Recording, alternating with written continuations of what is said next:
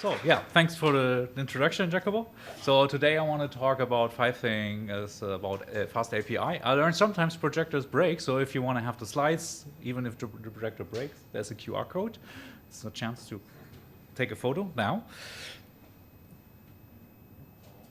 Yes, 5, 4, 3, 2, 1. Okay, next slide. So this talk is based on use cases on data management, domain-driven service clients. I'm going to explain a little bit more what's behind that, and it's in different scenarios, like on-premises data, cloud data, migration scenarios, inclusive access. Inclusive access means here including non-technical people, like people who work in administration, other departments who need to do some data crunching as well. That's also part of we give them also access to cool services, and of course microservices in general. And my first question is, who's already using FastAPI? Okay, it's like half. So I'm going to explain a little bit the path, how most people discover FastAPI. So why would you even consider FastAPI? So it's a fast, high-performance web framework. It's easy to use and learn, and it's scalable, flexible. It's like it has like a quite pretty amazing career, if you can say so. It basically was an immediately hit and success. With less than a year, it was one of the most popular frameworks. So it's a very good package for recreating APIs and microservices, and it has a very active community, so it was very accessible for us as a community because they're part of the community, and then that's a bit easier. And so I want to talk today about things we learned, things we expected with FastAPI, some you probably also might expect if you start to use FastAPI, and just like tell you a bit about lessons learned and things, some assumptions we had which were probably wrong, or we hope we can share, or I can share a bit of our knowledge to help you. So I'm Alexander. I'm part in like helping many Python communities around, and I'm based in Germany, so I'm also chair of an organizer of PyCon Italia Germany. If you want to reach me, you can just like contact me on LinkedIn or Twitter. So there's a disclaimer. This is a partially opinionated presentation, though. Yeah, even if I have some criticism or things I think that could be better, I still love FastAPI, and many thanks to everyone involved here, which is very important to point out. I want to start with a prototypical FastAPI journey. You have a requirement. We need a REST API, and of course, if you know about REST APIs, you will probably look into using the OpenAPI 3 standard because it's a really nice integration already. And if you haven't heard about it, just let me skip to the next slide. This is like the usual representation as a website. If you use the API, the OpenAPI standard, you have like these nicely rendered web pages with examples and everything around it. So it's really built in documentation, and that's a good thing to do. And if you do some research, you likely will find FastAPI, or in earlier days, and there was another framework called Connection, which I also like to use, but Connection was a little bit neglected in the meantime, and FastAPI just made the better offering in the meantime because it was even simpler to start with and to integrate with. So the usually path here is, yeah, FastAPI is great, let's use it. You try a demo, you can try FastAPI, a hello world example. You basically can code that in less than 5 minutes. And of course you say, okay, this sounds really good. And if you probably have used a framework like Flask beforehand with like adding routes with decorators, you see, okay, this is all very common, and there's a high transfer from one of these. And you basically say, okay, FastAPI is everything I need to know. And let's build stuff from one tutorial at a time. So, and then you have something like a hello world, simple API. And then of course, within a project, you want to add more endpoints, you want to add more request models, you want to have more response models. If you're new to the field, the request and response models are the definitions of the data model for your input and output data. And you want to, of course, add more complex models because if you have something great, demand grows and more IDs came up and more complex scenarios need to be covered. And you want to add validators to validate the data, and you want to be consistent in naming and the routes, add middleware for logging probably, or middleware to get like context IDs as well. And of course, as the journey continues, you want to add even more endpoints, even more requests, and even more and more and more stuff. So the project is growing, but if you want to work like in a lean fashion, like really code dry, you come to new challenges there. And I want to point out some of these challenges and things we discovered in use cases. So some challenges on that journey are, you basically don't really have to learn FastAPI. Basically, you have to learn FastAPI, but likely you already know from another framework like Flask how things are handled. But you really need to know and understand Pedantic, because Pedantic is used for the request and response models and also provides everything which is used for rendering the web pages in the OpenAPI standard. That's not FastAPI, actually. Pedantic is doing all this lifting.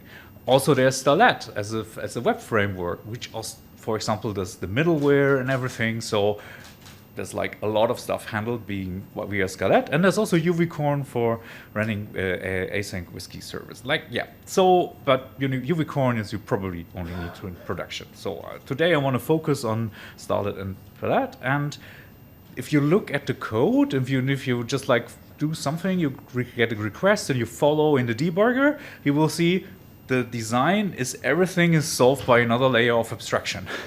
So something FastAPI gets a request, delegates it to Pedantic, something else is delegated to Starlet, and basically you go deeper, and sometimes it might be a bit hard to follow up what's actually happening here and who's actually responsible for doing what, or which library is actually responsible for doing what. And of course, we have a need for a sustainable design of endpoints. We want to define endpoints which are self-explanatory from the naming. So you don't really want to have like a handbook of documentation, which is the right endpoint to choose. You basically want to have a naming for endpoints that is intuitive, for domain experts and people working in the field, self-explanatory. And probably there are also too many ways to solve things in FastAPI and this ecosystem. You have to also be aware of that. So if you Google things and you Google stuff and you end up a Stack Overflow, you might find multiple solutions there. And also you need to understand async await and how you call resources there. For example, if you think, okay, I do an async call to a database, no, that's probably wrong. You need to do it as a sync, and it's still working asynchronously. And in our use cases, as projects grow, so for example, use cases are migration from on-premise databases, build a data hub, start data management, build a microservice as a data hub to enable users to interact with the company data. And of course, we also want to establish an organization-wide standard. So it's not just like we build one API and then there's another. We also want to standardize the naming, the data models used across a larger organization, because otherwise, if you don't spend the time and the effort of doing the standardization in the first place, you will end up with the next very redundant code base, definitions, and a lot of misunderstandings. Just like to give like a fun example, like while we were defining this, like the data models, we realized that one client, an asset manager, we realized that the asset management department had two very different understandings of what a portfolio actually is. They said, okay, you have to settle that because we only want to do one data model here for that. So, but it's good. Standardization is good because it's a very good investment. It takes time. It saves time in the long run. And so today, I really want to point out FastAPI is built on the shoulders of giants in two parts. So that's Pedantic and Starlet. There's great tutorials, but actually also raise the question, where's the documentation? Why are there no doc strings? And don't repeat yourself with Pedantic. And if we have time, also give a little insight how you can include OpenAPI in things documentation.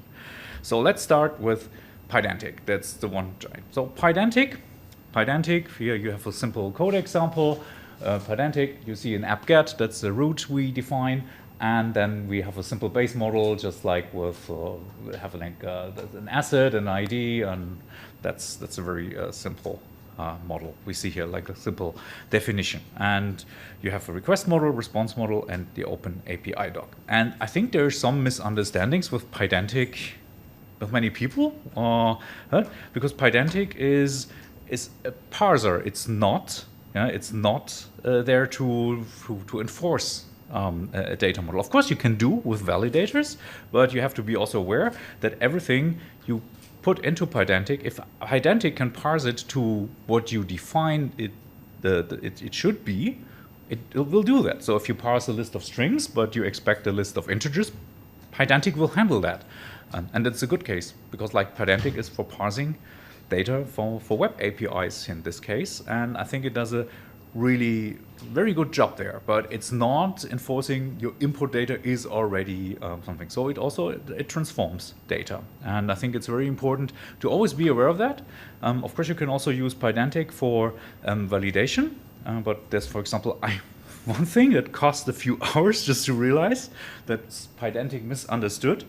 You have a validator, and for example, I used to use Severus from Nicola, who is also like a regular here at the conference, for data validation. And usually if the data does not read your requirement, you get an exemption, but you basically don't have to put a return value here. But for example, Pedantic validators, you have to do the validation. Here's a very simple validation that the integer is between 0 and 9,999. You also have to return the input value and not just nothing, because nothing would be returned none, and then you have like something totally different there. So that might take some time. The good thing here is you can also use it for data cleansing and manipulate data on the way. So it's not a bad construction, but I think it wasn't really obvious, and it was just taking time because we were looking for the error somewhere else. So until we realized it's there. Another thing I think you should be aware of, Pedantic defaults. So here again, you see a simple definition of just like asset ID, and there's an asset name, and there's an example. So the examples, we put the examples are rendered in the OpenAPI documentation on the website automatically. This is highly reusable. That's really great. And so we had like a use case. The front end receives data, like the use case is there's a front end and we have a back end to interact with data. So the front end makes calls to the back end, and the front end team decided, oh, let's send some extra attributes because we want to improve the result. And then they implemented everything. They sent like different data to to our REST service, FastAPI. And yeah, everything just went fine. And they said, okay, our implementation is good because it works really well with the REST API. What actually happened was, if the default setting of Pedantic, the default setting is actually like to allow extra. And if you send like a JSON and you just have extra attributes in your Pedantic, in the definition, it just ignores them. So, and the front end does they added something, and the REST API said, hey, all good, but we don't care about all the other stuff you sent to us.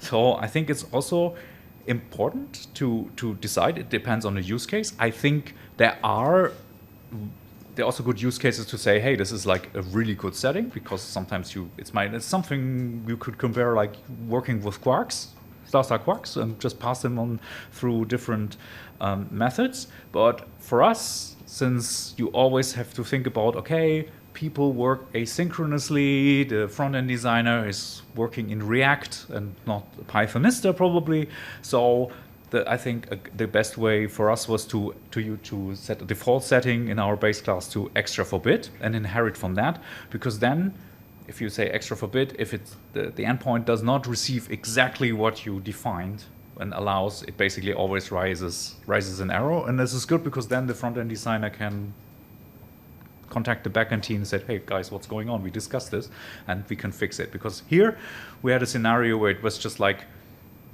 it was just like ignored. Front end thought everything's fine, and in the back end nothing happened according to the other instructions. And yeah, then there's the second giant. It's Starlet, which you should totally be aware of. And so Starlet is a lightweight ASCII framework vector tuned with. It's an HTTP vec framework. It supports WebSockets. You can have startup and shut down events. It does all the heavy lifting with like interacting with web calls. So, and like some Starlet, like a very simple use case here is if you want to add some middleware, for example, for logging or handling calls or whatever, and it's really easy to implement. And now I want to go a little bit deeper into one of the use cases here as well, which we were also like a bit lost in between on the way. So our use case, let me maybe switch here. So this is like the structure we were building. On the very left side, we see a data client. A data client is just like a Python library you probably know from other web services where you have like a domain-driven approach. So for example, here you could say get asset and send ID as a parameter, or web shop could be like send me product, pass on the ID as parameter. Like it's a very self-explanatory Python library, custom Python library to interact with the data hub without always looking up to the documentation and copy and pasting endpoints and sending parameters to that. So it's just like another level of abstraction to interact with the data hub. So and then there's the data hub with the endpoints, and of course then the endpoints also we have also like built a business entity model library with all the models, request and response models we use in the hub, and we can also reuse them in the data client. So this is basically the communication flow we are looking here. And we thought about, okay, we want to build, we want to have basically a domain-driven data client. And of course, we can go there and program it. And we said, no, we don't really want this. We want to avoid even that you have to coordinate. There's a new endpoint, there's a change, and you need to also update the data client. So we thought, hey, we have everything in code or configuration. So basically, that sounds like that should be something that you can also like automatically generate, right? Because with the models, with FastAPI, and it's basically just probably also about introspection. So we also looked into some OpenAPI generators, but we were not really happy with the results. It was very redundant code, and also they all built up on the OpenAPI JSON definition or YAML definition. You can export. We said, okay, we use information because we want to keep everything in the Python domain because we have data models in Python, and we want to keep all that together. And for example, so simple example here, just remember client, portfolio, benchmark, ID, and you can put probably another benchmark, and you get just like some data about a portfolio back. So, and how the question was, how can we do this automatically? As I mentioned, auto generators, we were not happy with that. And actually, because we lost a lot of information we have in Python objects already. And so the solution actually was, let's build a code generator with introspection with Jinja 2, which sounds a bit hacky in the first place, but that worked really well, actually, because you just launch FastAPI, you have access to everything. That's a good thing, that it's really easy to get data out of FastAPI endpoints. You know which data model they reference. You have a lot of experts in introspection. And the only issue is probably a little bit too red here, because it's really only a tiny issue. It was only a bit hard to distinguish between path parameters and parameters in models. But that's also, again, a standardization issue where we say, okay, we just settled we don't want to use parse parameters anyway. So parse parameters are if you pass something just like a variable in the URL. So, and that worked really well.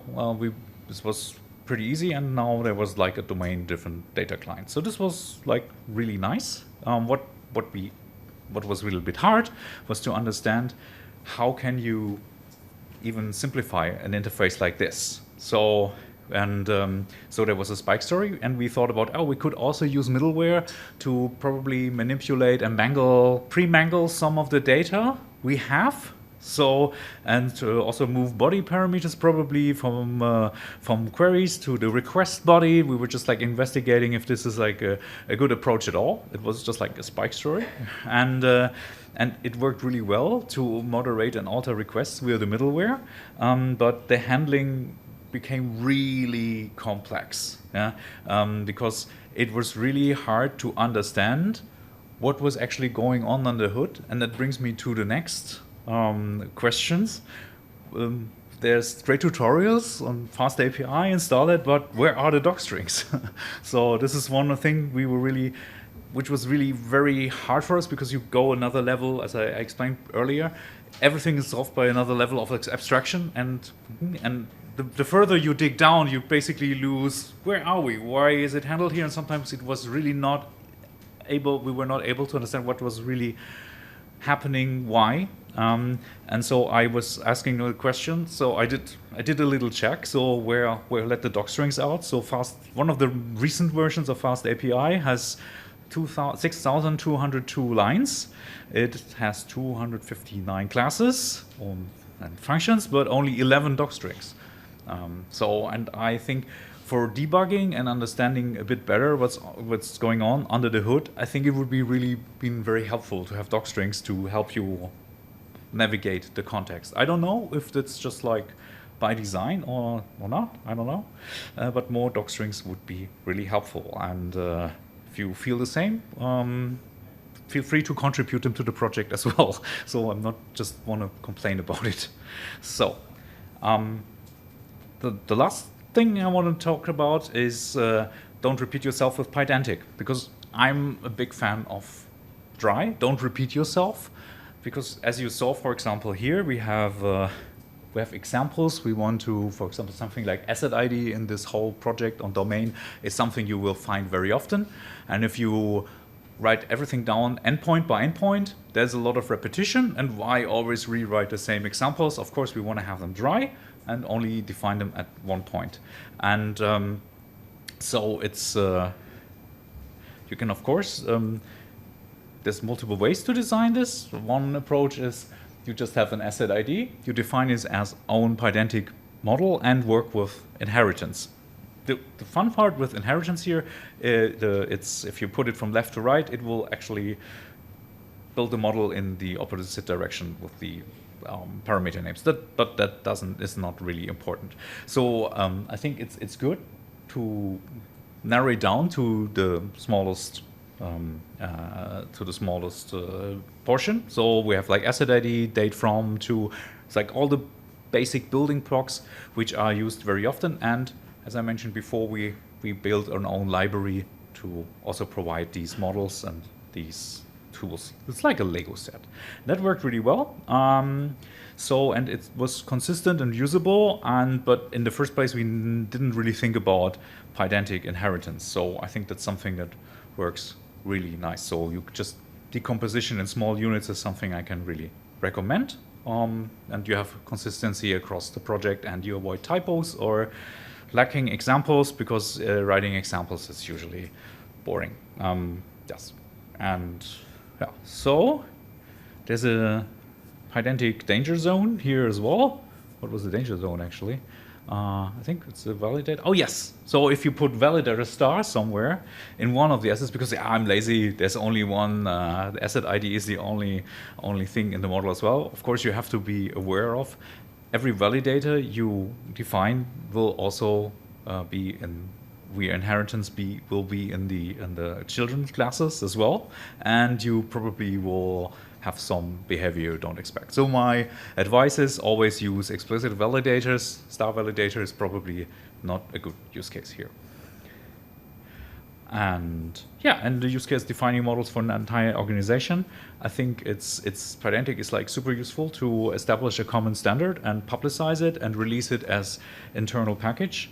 It helps you really to have like clear and concise design rules and naming conventions, but I think you should not underestimate the amount of work and communication with departments you need to account for. Like to build these models to have like this. It's not just like coding something quiet. It's like probably sometimes half of the time or even more, like really getting everybody on board and settling on good conventions. It's not easy, but my advice is it's well worth the time to spend the time, because afterwards it's a nice simplified interface and it's well worth. It's a very good time investment. Yeah. And yeah, so since I pointed out some stuff, this was like 5 things I love about FastAPI. I think the accessibility, introspection was great. For example, like building the data client, that was really super useful. You can also dynamically create routers. You can have custom validation. Middleware is easy to add, and 5 more things you can now think. And I'm going to skip this part. And but the good thing is, because I mentioned Starlet a lot, and there's also Marcello back in the room already. He's a maintainer of Starlet, and if you stay in the room, hello, it's really great. So I'm also looking forward to his talk about Starlet, because I think it's one of the major building blocks. And I think recently you are also a maintainer of FastAPI now, so we can address all. No, Pedantic, sorry. So I think, yes, you can direct all the hard questions, not to me, but to him. So yeah, and thank you. Thank you.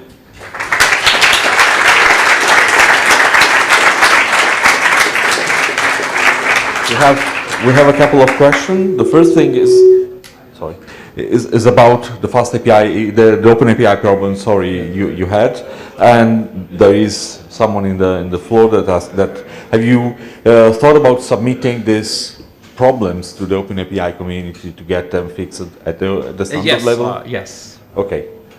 And as the discussion No, I did not progressed, take action on this consideration. Yes, Okay, of lack of time. Yeah, but actually, yes, I just thought eventually I will run into people working on that, and so just like pick their brain. Hey, is this just like something lacking or something? Hey, or is there like maybe an explanation I don't see yet? Yeah, but definitely. okay, so if the person who posted the question wants to help on get this fixed, you can talk with Alexander. And the second one is, why does Compose inherit from asset and asset ID? In your previous example, probably it's not clear if asset class depends on asset ID or not. So it extends asset. It's basically, so asset can have like the asset ID and an asset name, and probably also other attributes. So basically, in this use case, we almost had for every common attribute, we had like one class, and then we just composed the different models like with Legos as new data classes. So just like to avoid, just like to have dry, and if we want to change anything, and validation, or also like examples, just to really have to only make changes at one point, which I think is very important, because inconsistent data models can be troublesome, because they probably won't fail and produce different results. So I think it's very important for data quality as well. Okay, so thank you so much. And we have, I think, we have 2 more minutes, so I don't know if there are questions from the floor. Oh no, it's now the hard questions. Oh my God, I have to leave the room. No, it's just a comment about the docstring. Don't create a pull request adding them. Sebastian is creating a PEP to kind of standardize the docstrings, because right now you have several ways like Google style, so he's creating a PEP for like standardizing that, and after that's creating, he's gonna add the docstring. Oh, cool. So actually, docstrings on the way. Yeah, great. Cool.